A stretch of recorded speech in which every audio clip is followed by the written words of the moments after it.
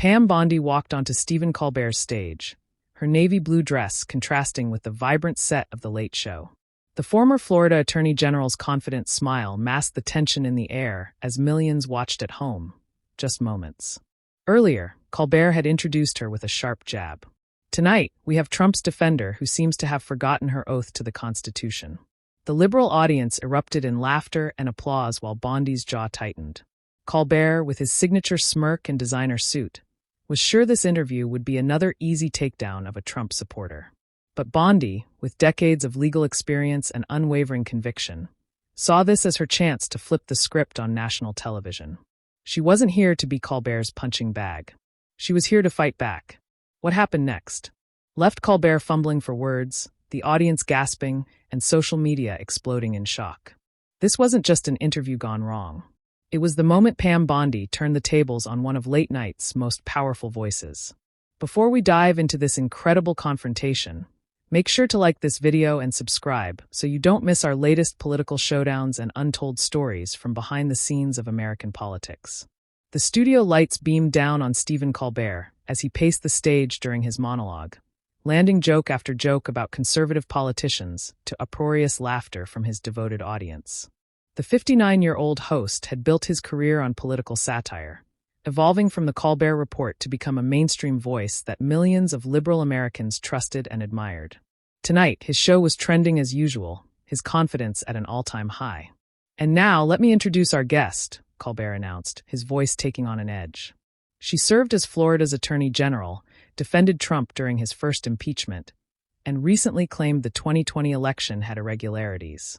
Please welcome, if you can, Pam Bondi. The audience's applause was mixed with murmurs and a few boos as Bondi walked out. At 56, she carried herself with the authority of someone who had argued before the Supreme Court and led major legal battles. Her blonde hair framed a face that remained composed despite entering what many conservatives called the liberal lion's den. Bondi wasn't just any Trump supporter. She had built a reputation as a tough prosecutor who took on human trafficking and drug crimes before becoming Florida's first female attorney general. Recently, she had been speaking out about election integrity issues, making her a target for late-night comedians like Colbert. The stakes couldn't be higher for both. For Colbert, this was another opportunity to mock Trump's allies and energize his base before the upcoming midterms. For Bondi, this represented a chance to defend conservative values on a platform typically hostile to her viewpoint. The entire conservative movement was watching to see if she could hold her ground or would become another victim of Colbert's sharp wit. As they shook hands, the tension was palpable. Colbert's smile didn't reach his eyes, and Bondi's grip was firm, neither backing down before the verbal sparring had even begun. Pam, thanks for coming into the, what do you guys call it? The lion's den. Colbert started, emphasizing the phrase with air quotes as his audience chuckled. I go anywhere to speak truth, Stephen. Even here, Bondi replied smoothly, settling into her chair as the audience reacted with surprised oohs. Colbert raised an eyebrow, realizing this might not be the easy interview he had anticipated. Millions watching at home leaned forward, sensing the brewing confrontation between two skilled communicators representing America's deepening political divide. So, Pam, Colbert began, leaning forward in his chair, you defended a president who was impeached twice. You stood outside courtrooms claiming election fraud without evidence. How do you square that with being a former attorney general who once took an oath to uphold the law? The audience applauded vigorously, and Colbert's smirk grew wider. He had thrown his first real punch, framing Bondi as a hypocrite before she could even establish her position. Bondi nodded slightly, unfazed. That's an interesting way to start a conversation, Stephen. I took an oath to the Constitution, not to a political party. That's exactly why I've spoken up when I saw concerns about election integrity. Any good prosecutor questions when processes don't seem right. Processes don't seem right? Colbert repeated with exaggerated disbelief. 60 court cases found no evidence of widespread fraud. Your guy lost fair and square. The audience cheered loudly. If you'd let me finish, Bondi said calmly, her legal training evident as she refused to be rattled. Those cases were dismissed on procedural grounds, not after evidence was examined. But I'm happy to talk about why I'm really here tonight. The border crisis and fentanyl killing thousands of Americans. Colbert waved his hand dismissively. We'll get to your talking points later.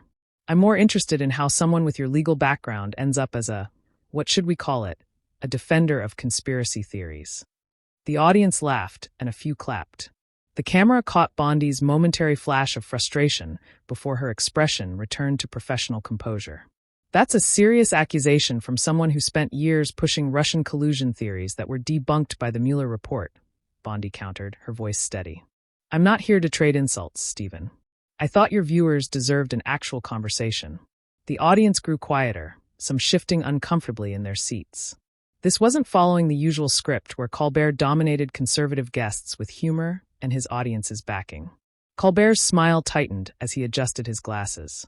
The Mueller report that led to multiple indictments and convictions. That report, he looked to his audience for support, receiving scattered applause. The report that specifically stated no evidence of Trump-Russia collusion was found, Bondi replied. But again, I'd rather discuss issues affecting Americans right now than rehash political narratives. Colbert, sensing he wasn't landing the blows he expected, shifted tactics. Fine, let's talk about your recent work, then. You've been appearing on networks claiming the Biden administration is deliberately failing at the border. Do you really believe there's some grand conspiracy to let in criminals? It's not a conspiracy when it's happening in plain sight, Bondi said, her voice becoming more passionate. I've been to the border. I've talked with Border Patrol agents whose hands are tied by policies from Washington. This isn't partisan. It's a humanitarian and security crisis.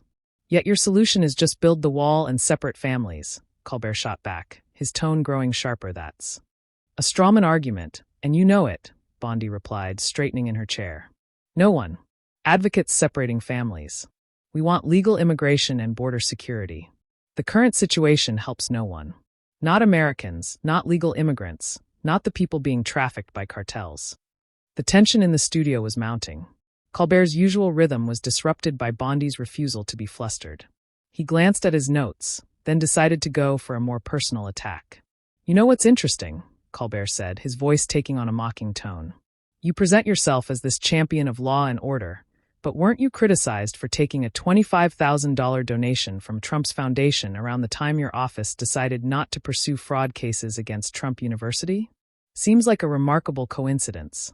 The audience gasped, then applauded as Colbert sat back, clearly expecting this blow to land decisively. The camera zoomed in on Bondi, catching what appeared to be genuine anger flash across her face. For a moment, the studio fell silent. The producers offstage glanced at each other nervously. This was the kind of question that typically left conservative guests stammering or changing the subject. But Pam Bondi wasn't typical. She took a slow, deliberate breath, her eyes locked on Colbert's. I've been waiting for you to go there, Stephen, she said, her voice now steel, wrapped in silk. Let me educate you and your audience on a few facts your researchers apparently missed. First, Bondi began, holding up one finger as she maintained direct eye contact with Colbert. That donation was to my political committee, not to me personally. A legal campaign contribution reported with full transparency. Second, the decision not to pursue the Trump University case was made by career prosecutors in my office before any donation, based on the fact that New York was already handling the case. She leaned forward slightly. But here's what your audience might find interesting.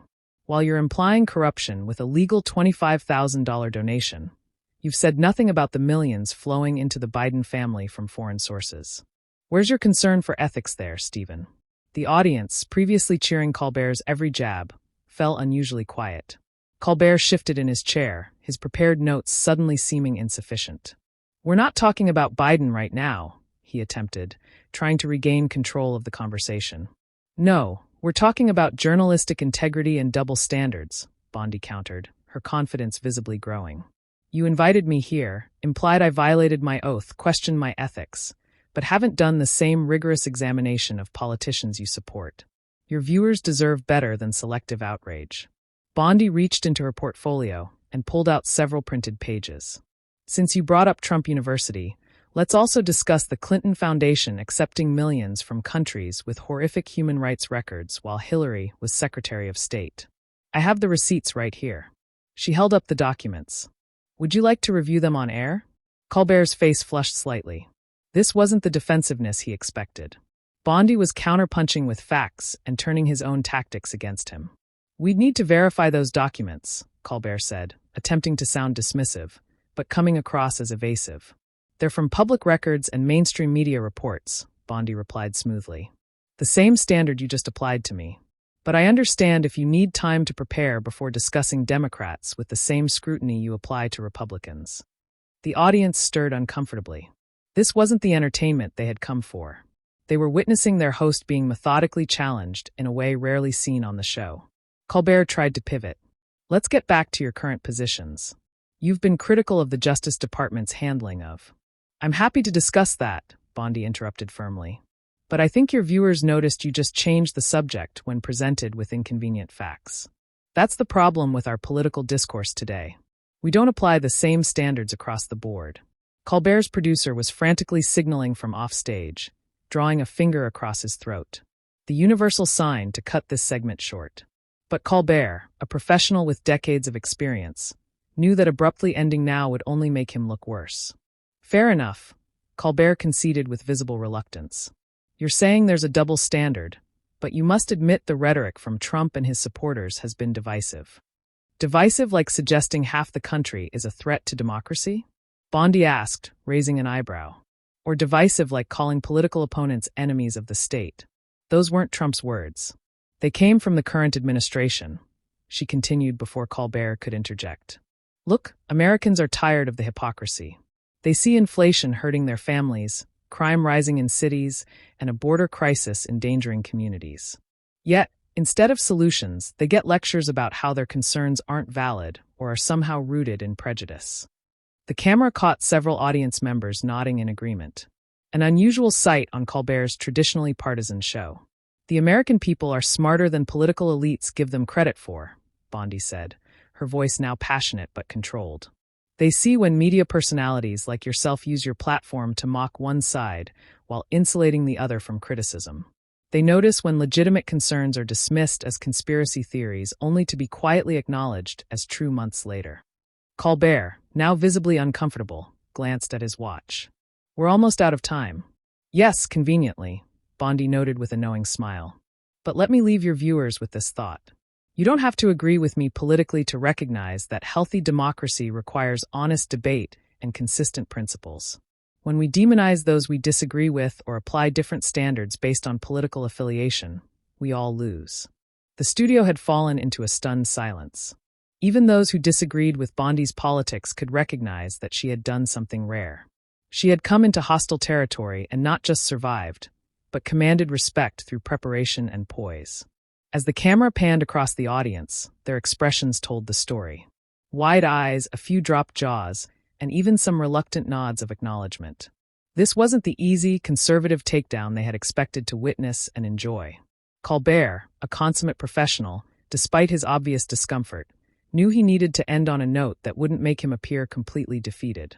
Well, Pam Bondi, you certainly came prepared tonight, he said, attempting to sound gracious, but coming across as strained. I respect your audience enough to give them my best, Stephen, she replied with a smile that managed to be both warm and triumphant. That's something I think we can all agree on. The American people deserve our best, regardless of politics. As the show cut to commercial, the studio audience sat in stunned silence for several seconds before breaking into uncertain applause, some clapping enthusiastically, others reluctantly joining in. Whatever their politics, they had just witnessed something unprecedented. Stephen Colbert, master of his domain, had been outmaneuvered on his own stage. Within minutes of the segment airing on the East Coast, clips of Bondi's composed takedown of Collar began flooding social media. The hashtag Jarbondion's Colbert shot to #1 trending nationwide, with conservatives celebrating what many called the most satisfying 5 minutes of television this year. A clip of Bondi saying, "Americans are tired of the hypocrisy," was shared over 50,000 times in the first hour alone. Conservative commentator Buck Stone tweeted, "Pam Bondi just gave a masterclass in how to handle hostile media, prepared, poised, and refused to be bullied. Take notes, Republicans." Even some liberal commentators acknowledged the unusual dynamic of the interview. Progressive journalist Glenn Greenwald tweeted, "Whatever your politics, what we just saw was rare. Someone going into the lion's den and turning the tables through sheer preparation and refusing to be intimidated. Media literacy means recognizing effective communication, even from those you disagree with." By morning, the impact was unmistakable. Fox News ran segments analyzing Bondi's performance, with one host declaring, "Last night, Pam Bondi did what conservative guests have failed to do for years. She came armed with facts, remained calm under pressure, and exposed the double standards of mainstream entertainment media." CNN reluctantly covered the viral moment, framing it as a contentious exchange that has conservatives celebrating, while their panel discussed whether Colbert's team had inadequately prepared for Bondi's counteroffensive. The view counts on YouTube told the story.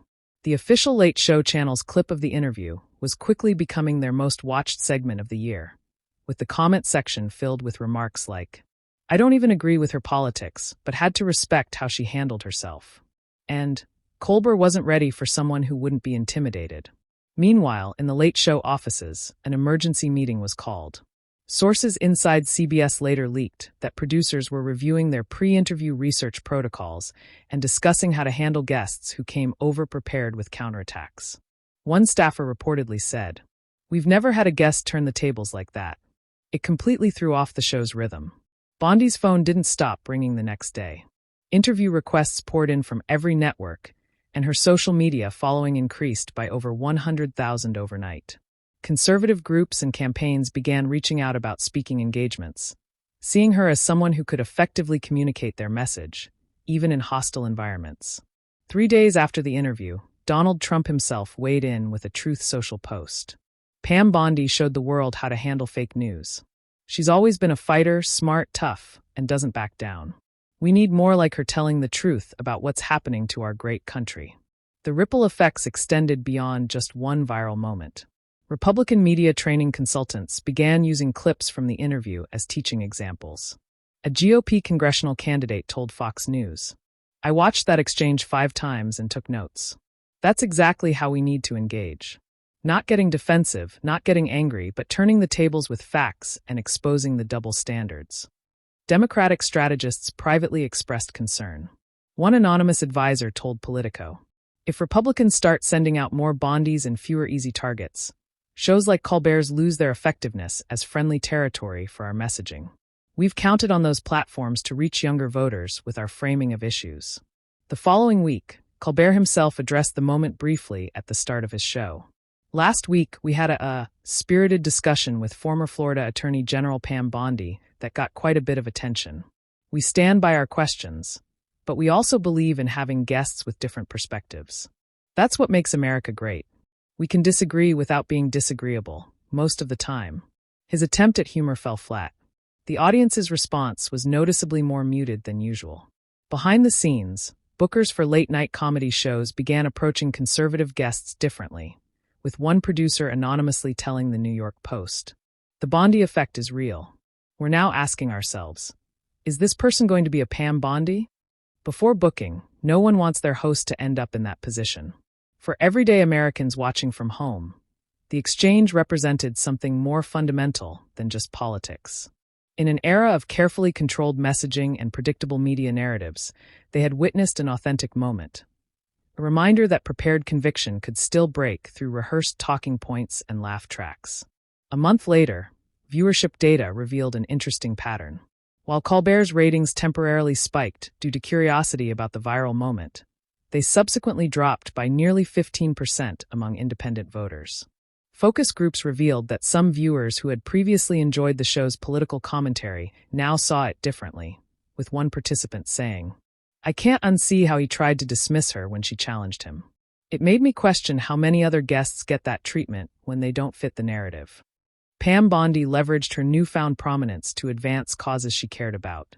Her appearances discussing border security and fentanyl trafficking now reached larger audiences, and she was increasingly invited to forums that had previously featured only progressive voices. When asked about the Colbert moment in subsequent interviews, she consistently redirected, "That was just one night of television. I'm more concerned about the issues affecting American families every day." 6 months later, journalism schools were using the exchange as a case study in interview tactics and counter-tactics. A Columbia journalism professor told students, "Whatever your political leanings, this interview demonstrates why preparation matters and why challenging your own assumptions before an interview is essential." Bondi succeeded because she anticipated the attacks and had factual counterpoints ready. The legacy of that one interview extended far beyond a single viral moment. It had become a template for effective communication across political divides, a warning to media personalities about the dangers of underestimating guests, and a reminder that in an age of carefully curated political theater, authentic exchanges still had the power to break through and resonate with the American people. For Pam Bondi herself, the most significant impact wasn't the fame or the viral moment. It was proving that conservative voices could effectively challenge the prevailing narrative. When armed with facts, conviction, and unshakable composure. Emission Pam Bondi to law students. The truth doesn't need anger or volume to be powerful. It just needs someone willing to speak it clearly, especially when it's not popular in the room. The nation had witnessed something rare in modern political discourse, a genuine moment of truth-telling that transcended partisan lines and reminded everyone that respectful but firm debate was still possible in America. If you found this breakdown of the Colbert Bondi confrontation enlightening, don't forget to like this video and subscribe to our channel for more in-depth analysis of the political moments mainstream media won't cover. Hit that notification bell so you'll be the first to know when we upload new content exposing media bias and celebrating those who stand up for truth regardless of the consequences. Leave a comment below telling us what other political showdowns you'd like us to explore next.